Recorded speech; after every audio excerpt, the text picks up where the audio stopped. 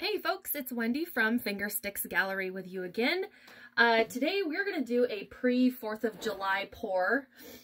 We're going to do red, white, and blue with hopefully a balloon smash. So we're going to do the typical normal dirty pour on, I think this is 11 by 14 canvas. We are going to be using a lot of these folk art metallics, blue, bright red, and white, because it's 4th of July and we're going to try to make firework looking stuff. So I've got about half a bottle of each in these 3 cups. For a little added depth, I added True Navy from Apple Barrel into the blue metallic. And then the brightest red that I have right now is True Red from Anita's acrylic paint. Added a little bit in that cup. And I'm going to finish mixing the white so you can see what I'm doing. So I poured, again, about a half a bottle of this pearl white metallic from Folk Art into my mixing cup here. And then I've added a little bit, I just put the white in this container. I use Bare acrylic house paint and I mix it with Floetrol.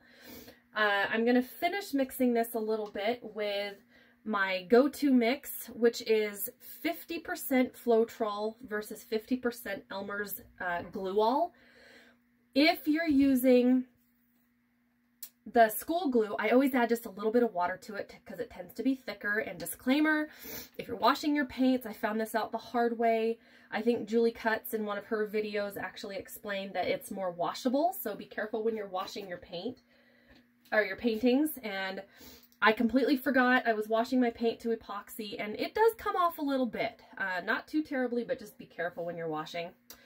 To the white, actually to all the colors, I'm going to be adding the Folk Art Extreme Glitter Hologram. This stuff is truly amazing and it is so much fun to work with. I tested it out before on a black surface. Dries completely clear. It just leaves behind the sparkles and the holographic glitter that's in there. It really is a lot of fun to work with. So just make sure you mix it really well, shake it really well, because I think it tends to separate. So I'm going to add, I don't know, maybe if I have enough, about an ounce, maybe 2 ounces per cup. Of course, I'm running out a little bit. Luckily, I have a backup bottle. So we're going to do a balloon smash. Now, I am very, very new, if you've ever seen my videos, to acrylic painting. I've probably been painting for maybe 6 months or so now. It's been a roller coaster of a complete learning curve.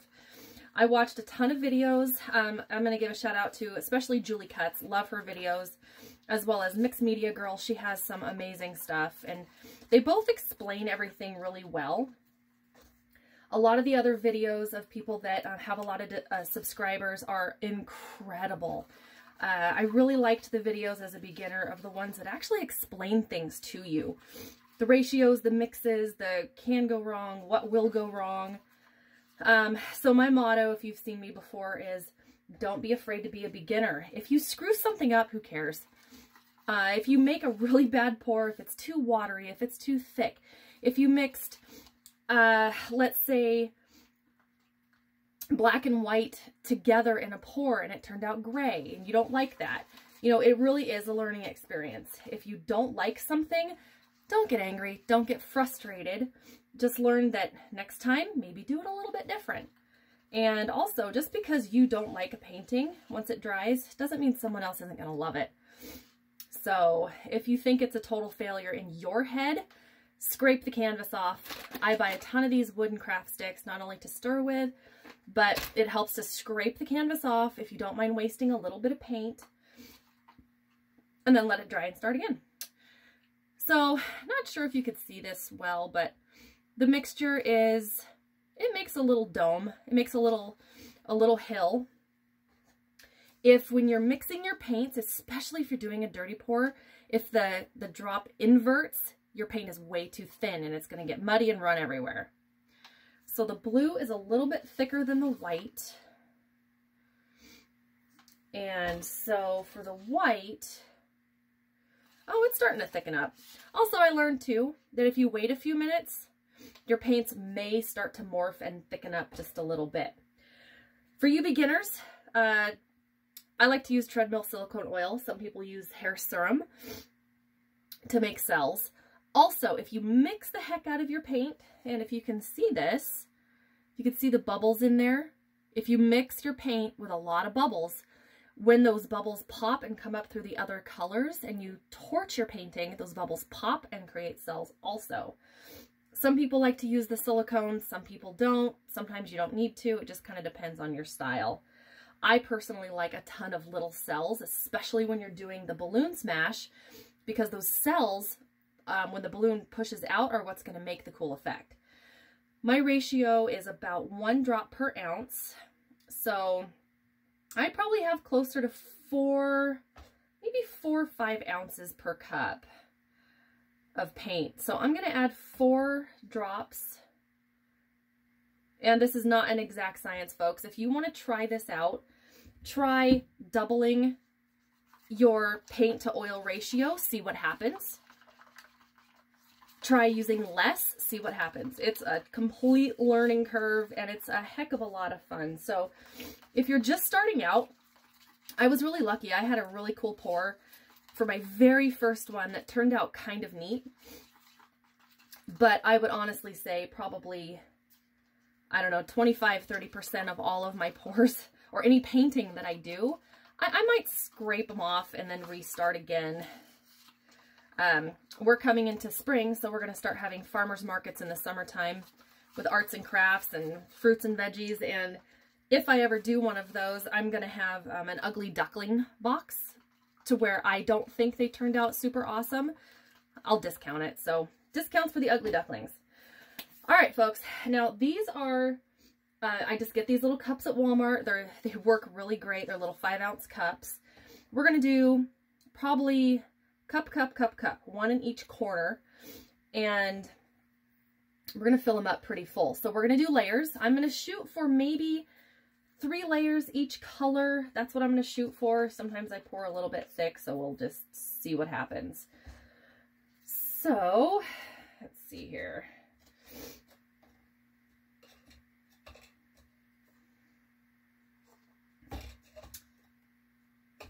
Feel free to fast forward because this can get a little bit tedious and a little bit boring, and I definitely want to apologize. I don't think my body's decided yet whether I'm having allergies or a springtime head cold. So I'm a little sniffly today, and if you hear any complete chaos outside, I've got 7 pregnant sheep right outside my gallery. We let them out into the yard. 2 alpacas, 2 dogs, and 4 crazy chickens. We just let them run around the yard, and the chickens, I have a rooster named Big Boy, and he's, his mom was Rhode Island bred, his dad was a Banty. His dad, we called him Snowshoe because he had little feathers on his feet that looked like snowshoes. He was kind of a pill. I loved him. He chased you around and he was kind of a stinker, but his mom was absolutely the sweetest thing, and we actually just lost her to an intestinal, some sort of stomach thing, and the vet tried, and we tried, and that's all you can do. So we have their child now, Big Boy, and he runs the roost, and he's the sweetest darn rooster I think I've ever had in my life. I might be able to do more than that, more layers. So yeah, Big Boy is quite the character, and he's got his three hens he runs around with. So it's a pretty spoiled bunch of animals around here, and the horses. But since the horses like to swim, we don't let them out typically in the yard because we have a pond, and they would probably end up trying to go swimming.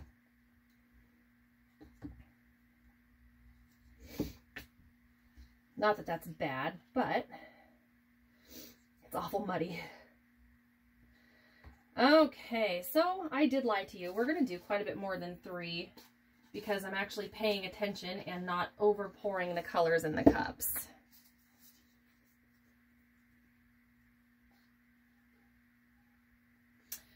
I don't know if I told you or not, I actually sprayed these cups down with a little bit of WD-40 silicone spray.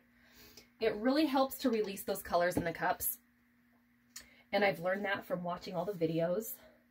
Actually, it'll go a little more. And it really, really does help. Since you're putting silicone in your paint anyway, might as well, you know, use the silicone in the cups because so much of that paint will tend to stick in your cups. Okay, sorry if my head is in the picture. All right, folks. Now, since the colors are this way, I'm going to try to pay attention of which way I'm going to be dragging the paint. Or maybe not, I don't know. Because we're going to do 4 in the corners. Maybe I'll just lift the cups and see what happens. You can do a flip and drag as well. And that takes a little bit of talent. That takes a little bit more paying attention to what you're doing. Because if you lift too soon, it makes a blob. If you lift too late, all your paint comes out here when you drag it. But if you like the striations and some lines in your paintings, which is really cool, that tends to work out really well. But it takes a little practice. So again, my motto is don't be afraid to be a beginner. This is the first time I'm ever doing a red, white, and blue like this. So we will see what happens. I did a red, white, and blue swipe, which is stinking awesome. It turned out great. And then my sister's puppy Otis came in and wagged his tail and did something while it was drying and made this little streak. So I don't know what I'm going to do with this one yet. If I'm going to try to fill it in with those colors or I don't know what I'm doing yet. But it turned out really, really neat. They're almost not cells, but they're like cracks. I don't even remember how I did it. I used all metallic paint for this, so maybe that's why. I used, for the stripe color, it was just a regular black. So maybe the reaction between the two different kinds of paints made the little cracks. And all these little bubbles in here, if you can see how the texture is different, those are actually bubbles I didn't pop. I don't know why I didn't torch it, but this is what happens when you don't torch your paint or heat your paint to pop those bubbles. The bubbles will be there and covered in paint and make it all lumpy. I've done a couple paintings where I'm going to put lily pads and frogs on them, and it looks really awesome to have those little bumps. But for the most part, not my biggest achievement. Now, while these are setting, my last video I did a little bit with the enamel paints, and I did a ring pour, and it didn't have the reaction I was hoping for. So I ended up turning it into a balloon smash. So I just took the balloons and smashed it down, and it looks really cool. It's nice and swirly and springy. So I think I'm going to put like an inspirational decal or something on this guy. I use all of my decals. They're vinyl decals. I get them from Vinyl Disorder. I'm going to do a shout out to them because I love their products. So there's Sunshine in My Soul today, or there was Hope Smiling Brightly before us. If anybody sees this and wants to comment which one I should use for this particular painting, I would really love to hear it because it's nice and cheery, so helps you have a better day in the morning, I guess. Okay, so these have had time to settle a little bit.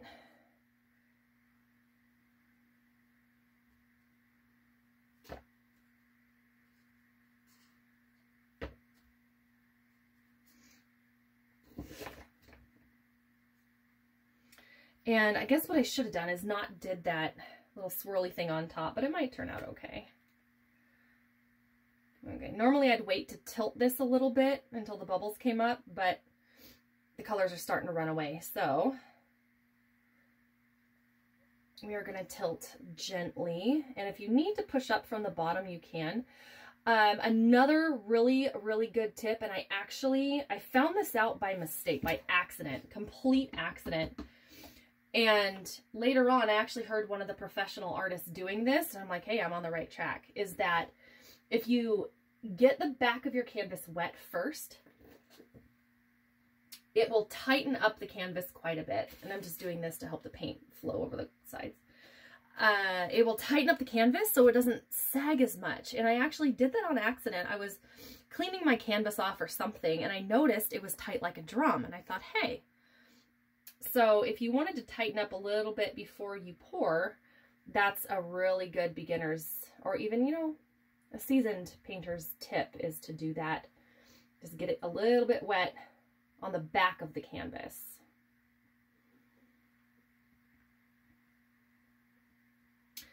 So again, I am a beginner, and I'm going to share all of my mistakes and trials and tribulations with you guys.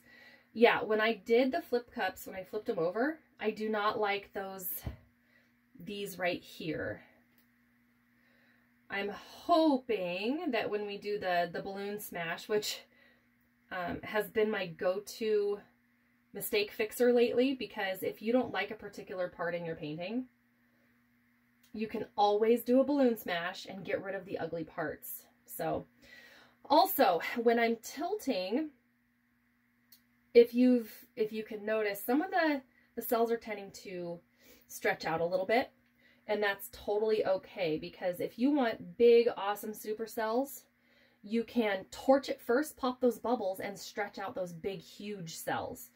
Now, I am a absolute lover of the tiny little cells. I love the teeny tiny ones, and the teeny tiny cells work a lot better for the balloon smash because it'll give a lot more definition to your painting, to the smashes themselves. Oh, I just realized I forgot to take off my ring before I poured. Good thing it's acrylic and it comes off easy. All right, so we're going to let this sit for just a minute, and I'm going to explain to you a little bit about my torch that I use. We get these at Home Depot, the Burns-O-Matic propane torches. We torch a lot because I do a lot of soldering at work, a lot of pipe repair, and the ones that you use for culinary, they have, a lot of them have that darn safety on it, and I've heard a lot of people hate the safety. This is the best because you turn the gas on, ignite it, there's no safety, but keep a fire extinguisher on hand like I tell you every single time, because you never know what's going to happen. I do a lot of epoxy, a lot of what is that? Isopropyl alcohol. I spray on the epoxy to make cool effects, and that's very, very flammable, so make sure you don't have that anywhere near you when you do this. Okay, so we're going to torch it, and again, the purpose of torching is to create more cells and pop those bubbles.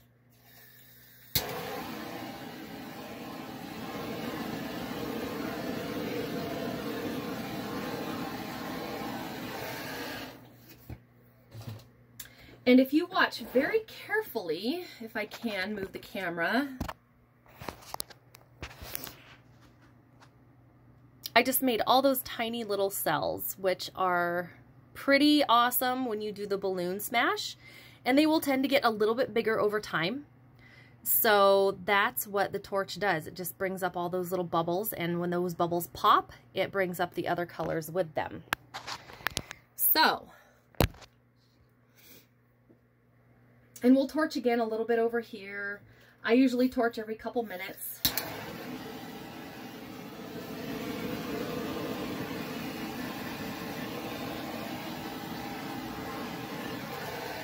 If you over torch it, same with doing epoxy. If you guys do epoxy, be really careful because you can actually muddy up the painting or muddy up your project pretty quickly when it gets warm. So you don't want to touch the flame to your painting. You don't want to get it too close. You don't want to leave it on too long. All you want to do is just break the surface tension on those bubbles. Okay. Now for the balloon smash part. This is a lot of fun, but don't get discouraged if you can't pick it up quickly and easily. The balloon smash took me, I don't know how darn many tries to even kind of get it right. It takes a little bit of effort. It takes a little bit of practice. So again, don't get frustrated if it doesn't turn out right the first time. My experience, my short experience, is that if your paints are a little bit thicker and the more cells you have, the better balloon smash you're going to get. Okay, regular old balloon. Got it at Walmart in the craft site or the party section. I've already used it several times. Well, there's our first balloon smash right there. See? Perfect spot. I meant to do that. So I push it down very slowly, roll it just a little bit, pull it up really slowly. And as you can see, if you can, on that one, it's got a tail. If you catch the paint, you won't get those tails. So slowly, like that. So I was a little worried about making purple and pink because of the white and these colors, but I'm going to do my darndest to not get purple and pink by over smashing. And we are a military family. My husband was in the Army. Several of my grandfathers were also in the military. And of course, we are country-loving people. So we're going to do a 4th of July, and we're going to do something. I'm going to put a vinyl decal over this. I don't exactly know what it's going to say yet, but something very patriotic. So we'll see what we do. And I just wipe it on a paper towel when I'm done. And since I really like these cells, I really like the definition of the rings.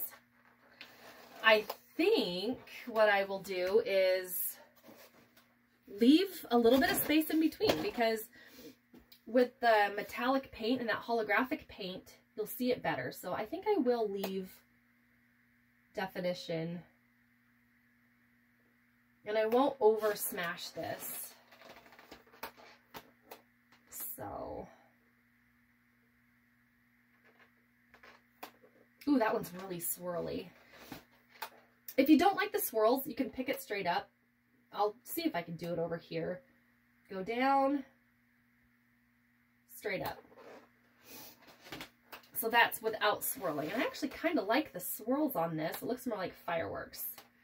So maybe we'll do a little bit of a balloon dip on some, and then a roll and a swirl on some of the other ones. And I've been rolling that way. Let's roll this way.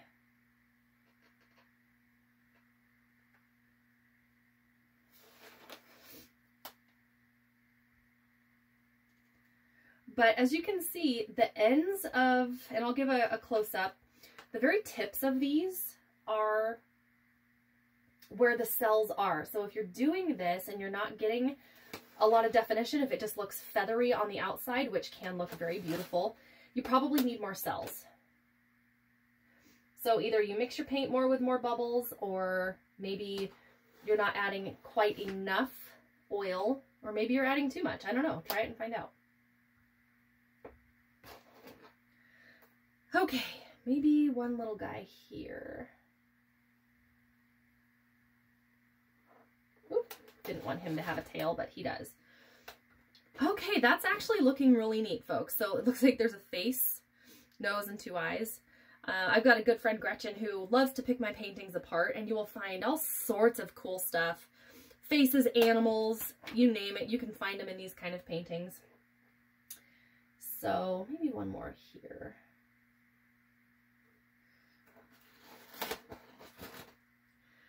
Okay, I do not want to over smash, so we're going to leave it just like that, and I'll torch it one more time just to see what happens.